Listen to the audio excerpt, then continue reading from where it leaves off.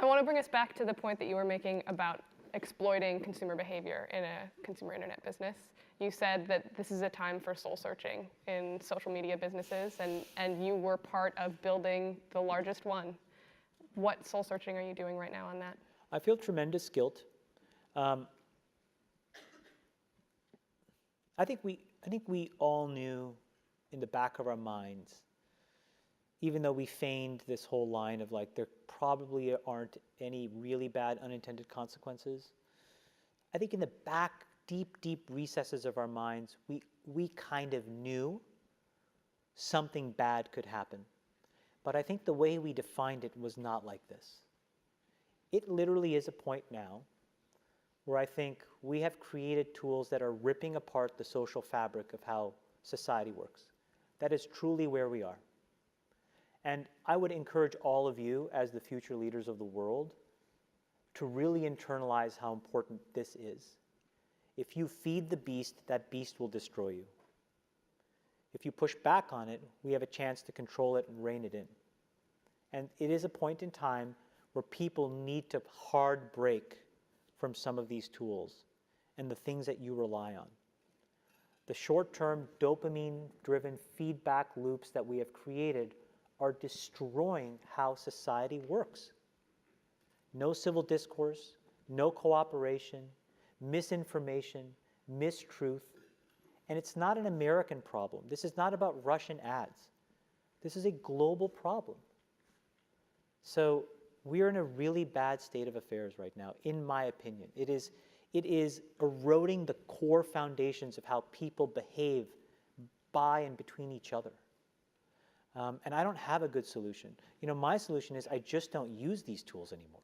I haven't for years. It's created huge tension with my friends, huge tensions in my social circles. If you look at, like, you know, my Facebook feed, I've posted maybe 2 times in 7 years, 3 times, 5 times. It's less than 10. And it's weird. I guess I kind of just innately didn't want to get programmed, and so I just tuned it out. But I didn't confront it. And now to see what's happening, it really bums me out. Like, think about, like, there were these examples where there was a hoax in WhatsApp where in some like village in India, people were like afraid that their kids were going to get kidnapped, etc. And then there were these lynchings that happened as a result, where people were like vigilante running around. They think they found the person, and I mean, seriously? Like, that's what we're dealing with. You know, imagine like when you take that to the extreme, where, you know, bad actors can now manipulate large swaths of people to do anything you want. It's a really bad state of affairs. And we compound the problem, right? We curate our lives around this perceived sense of perfection because we get rewarded in these short-term signals, hearts, likes, thumbs up, and we conflate that with value, and we conflate it with truth. And instead, what it really is fake, brittle popularity that's short-term and that leaves you even more, and admit it, vacant and empty before you did it. Because then it forces you into this vicious cycle where you're like, what's the next thing I need to do now? Because I need it back. Think about that compounded by 2 billion people. And then think about how people react then to the perceptions of others. It's really bad. It's really bad. It sounds like you're taking deep personal responsibility also in being a part of it.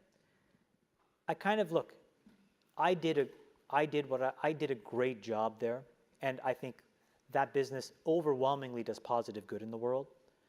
Where I have decided to spend my time is to take the capital that they rewarded me with and now focus on the structural changes that I can control. I can't control that. I can control my decisions, which is I don't use this shit. I can control my kids' decisions, which is they're not allowed to use this shit.